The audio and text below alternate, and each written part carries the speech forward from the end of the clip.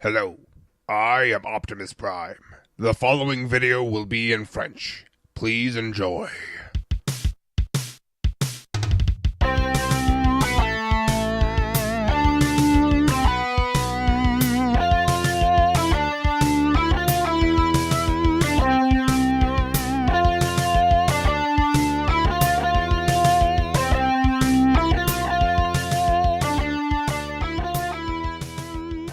Hey, salut à tous, c'est Leader. Aujourd'hui on se retrouve pour une nouvelle review. Il s'agit du Legends Class Power of the Primes Windcharger. Donc, on va commencer par la boîte. On a ici là où est la figurine, Power of the Primes, Hasbro Windcharger, 8 ans et plus, je pense que c'est bon pour moi. Une image ici du mode alternatif, qui est plutôt pas mal, on verra ça évidemment après. Un artwork plutôt sympa de Windcharger qui est en train de courir vers nous en disant je vais te taper, peut-être. Voilà, mettez une phrase marrante ici. Là, nous avons Transformers en rouge sur fond noir, le logo Generations. En dessous, évitez de manger ce qu'il y a dans la boîte, ce n'est pas fait pour.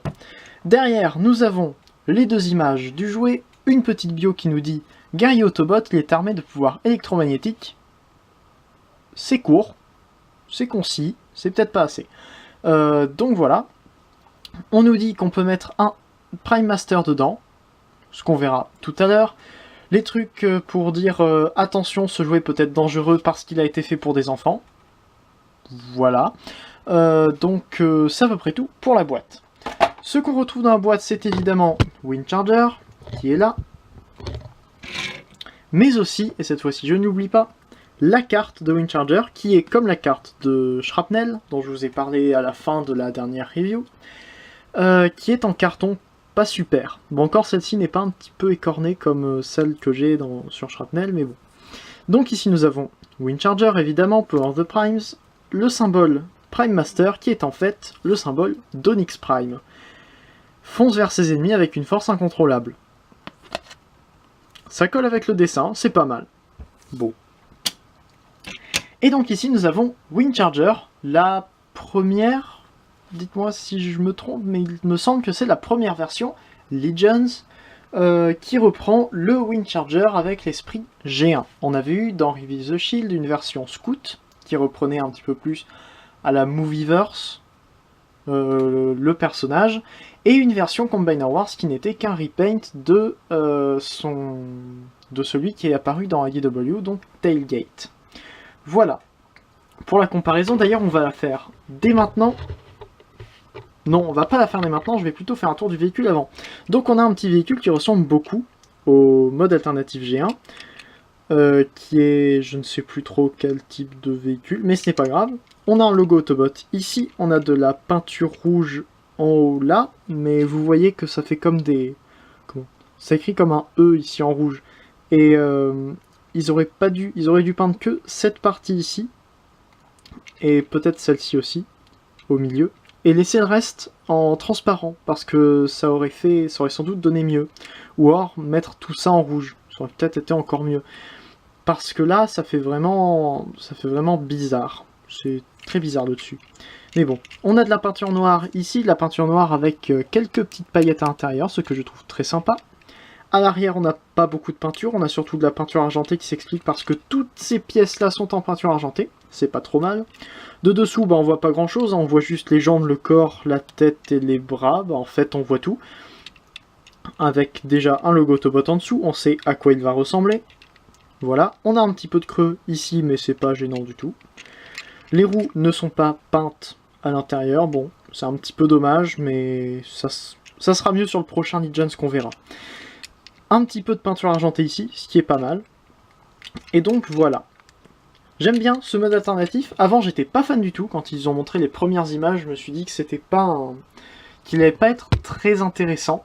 Voyant le mode robot, le mode alternatif, je me suis dit ouais, j'ai déjà un Windcharger, alors je le garderai et je prendrai pas celui-ci. Et ben en fait, j'ai pris celui-ci, je garde l'autre, mais justement, on va pouvoir passer à la comparaison pour voir ce qui va et ce qui ne va pas. Et donc voici le Combiner Wars qui, comme je l'ai dit tout à l'heure, est un repaint de Tailgate qui est sorti en 2014 dans la gamme Swing 30. Et ils sont évidemment très différents. Ici c'est une reprise du IDW, si le IDW avait été comme ça, avait été comme Tailgate en fait. Le premier point qui fâche évidemment, c'est le fait que les portières ne soient pas du tout du même plastique que le reste. Donc le reste est tout du même plastique rouge, sauf les portières qui sont d'un plastique avec des marques de teintes différentes. C'est moche. Voilà, mais sinon on a de petites applications de peinture sympas. J'ai pas fait de review, mais pas grave. Concernant la taille, les deux font à peu près la même longueur. Le Windcharger Combiner Wars est légèrement plus large, mais le Power of the Primes est plus haut. Voilà. Personnellement, je préfère le Power of the Primes, que ce soit en mode robot ou en mode alternatif. Celui-ci fait plus grande voiture, avec la taille ici de la vitre qui ne voit même pas par-dessus le capot. Ça fait plus petite voiture, ce qui correspond très bien avec sa taille tout simplement. Voilà. Concernant l'interaction avec les Prime Master, je vais prendre ici Lige Maximo, qui est en review sur ma chaîne, et donc on peut le mettre au volant de la voiture. Pour ça, il suffit de venir prendre l'arrière comme ça et d'éclipser le toit, enfin la vitre et le toit, pour ensuite ouvrir. On met le Prime Master tout bêtement comme ça, on peut ramener les bras ici. On le met donc en position assise et on vient le mettre à l'intérieur, ainsi. Voilà. Et comme ça on referme et il peut conduire Windcharger avec des vitres fumées qui empêchent de voir qu'il y a un conducteur dans la voiture. Je trouve que l'interaction est plutôt sympa, ça fait comment ça suit la gamme Titan's Return, qui avait les premières interactions entre les Legions comme ça et les Titan Master, même si c'était pas forcément tout le temps bien fait pour certains qui s'y prêtaient moins bien, comme par exemple les Sharkticon. Voilà, parce que mettre le Titan Master dans la bouche, c'est pas génial. Regardez la review sur ma chaîne. Voilà. Donc on va enlever maintenant Lige Maximo de Windcharger et on va passer à la transformation. Et donc elle est déjà commencée, évidemment. On finit d'étirer les jambes. On va les séparer comme ça. On sépare ici, il y a un petit picot à cet endroit-là. Et deux picots un petit peu spéciaux ici. Comme ça. Parce qu'il faut les glisser, en fait. Faut glisser une jambe dans l'autre pour que ça clipse. Et ensuite, faut éviter de tirer dessus. J'ai peur de casser les picots si je tire dessus. Ensuite, ce qu'on vient faire, c'est qu'on vient ramener la vitre comme ça. Et comme ça, on a un petit picot, enfin un petit tab ici qui va se placer au-dessus de cette arête-là. Comme ça. Et qui tient en fait la vitre en place. Pareil de l'autre côté. Comme ceci. Ensuite, on vient prendre tout l'avant, enfin tout le capot de la voiture et on le ramène comme ça. Voilà, je vais remonter un peu la caméra. Donc, on peut ramener le capot comme ça. On vient prendre les portières et les roues et on écarte, ça va former les épaules. Ensuite, on vient prendre l'ensemble de la tête et des épaules. C'est sur un double axe comme ça. Et il suffit de le remettre ainsi pour reculer la tête et surtout la descendre. Et ensuite on vient prendre le capot et cette pièce là va venir se mettre ici pour refermer l'arrière du robot. Et maintenant il est transformé. Je dois avouer que ce Windcharger en mode robot est beaucoup plus sympathique une fois en main qu'il n'était en photo lors de ses premières apparitions. Et même quand j'ai vu les premières reviews, je me disais qu'il était cool, mais sans plus. Il reprend extrêmement bien le modèle d'animation G1, enfin certains moments du modèle d'animation G1, puisque c'était très variable, avec les points clés de Windcharger, donc évidemment le fait qu'il soit rouge partout, sauf au niveau du torse où il n'a pas du tout les couleurs de la voiture, une tête qui n'a pas de casque, c'est très original, une tête de cette forme-là dans les Transformers, voilà. Les roues sur les épaules, bon les portières qui auraient peut-être pu se ramener derrière les bras, mais c'est pas très gênant non plus, ça peut faire des boucliers. Voilà. Et les jambes qui n'ont pas de pieds, qui sont juste l'arrière de la voiture comme ça, un petit peu comme Prowl, mais avec un placement des pièces de la voiture différent. Et franchement je le trouve vraiment bien. On peut ajuster ses épaules, j'aime bien les mettre un petit peu plus vers le haut. Enfin, ça dépend en fait. J'ai pas forcément de préférence. Quoique. Et donc, au niveau des articulations, c'est plutôt pas mal, étant donné qu'on peut faire tourner la tête sur 360 degrés. On voit d'ailleurs en la tournant qu'elle est creuse derrière. Bon, voilà. On a évidemment ce joint-là et le ball joint au niveau des épaules qui nous permettent de remonter le bras entièrement, ou jusqu'à là. On peut faire un 360 degrés sans être gêné par le reste. Le coude est sur un ball joint qui nous permet de plier à un tout petit peu plus de 90 degrés et de faire une rotation. Les jambes vont vers l'avant, un petit peu vers l'arrière, c'est bloqué par les picots au niveau du capot dans le dos. Les genoux peuvent plier à plus de 90 degrés avant d'être bloqués par la vitre, qu'on peut toujours enlever pour avoir pour un petit peu plus. Et là ensuite c'est la roue qui commence à taper dans le dos. Bon. Mais voilà, donc niveau articulation il est pas mal. Et s'il venait avec une arme, il serait encore mieux parce qu'il pourrait faire encore plus de choses. C'est un petit problème des Legions, c'est qu'ils n'ont pas d'armes.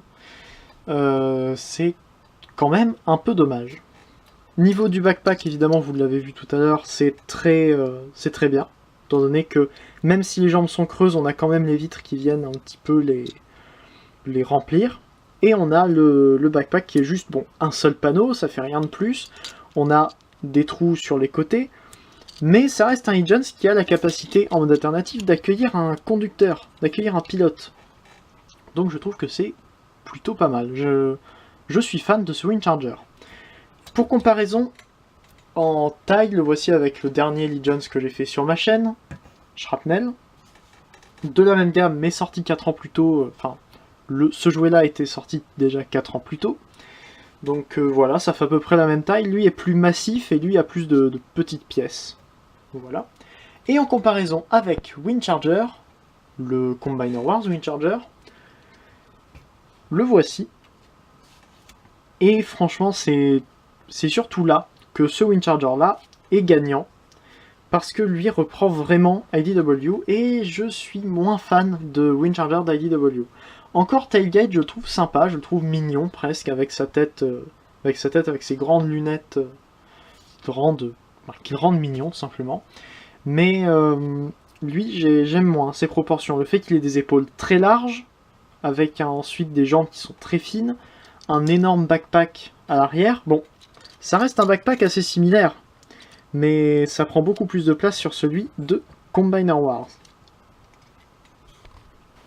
Mais bon voilà, je crois que c'est tout ce que j'ai à dire pour cette figurine. Je la trouve très sympathique, et ce, même si on a déjà le Windcharger de Combiner Wars. C'est vraiment un jouet très sympa qui est pas mal pour un display avec d'autres Autobots de la première génération, en chug évidemment. Mais oui, ça complète peu à peu les mini-bots. Je pense que le seul que j'aurai à la fin, ça sera... Le seul que j'aurai pas à la fin, ça sera Bumblebee, hein. Mais voilà, ça complète peu à peu les mini-bots de la nouvelle génération, de la nouvelle taille de Legions, ce qui est vraiment cool. Donc voilà, je suis très content d'avoir ce Windcharger, même s'il ne me plaisait pas beaucoup au début. Je ne peux que vous conseiller de le prendre. Donc voilà, c'est à peu près tout pour moi. N'hésitez pas à aller faire un tour sur les chaînes des vidéastes Transformers qui se trouvent juste après ou juste en dessous en description. N'hésitez pas à aller faire un tour sur le forum transformersfr.com pour plus de nouvelles sur cette gamme de jouets ou sur toute autre gamme de jouets. Il y a aussi le sujet sur ma collection, mes customs, mes reviews. Et puis voilà. On se retrouve normalement la semaine prochaine pour une prochaine vidéo. Ça devrait être une review encore une fois. Et... voilà, quant à moi, c'était Leader, Fanformer un jour, Fanformer toujours, allez salut.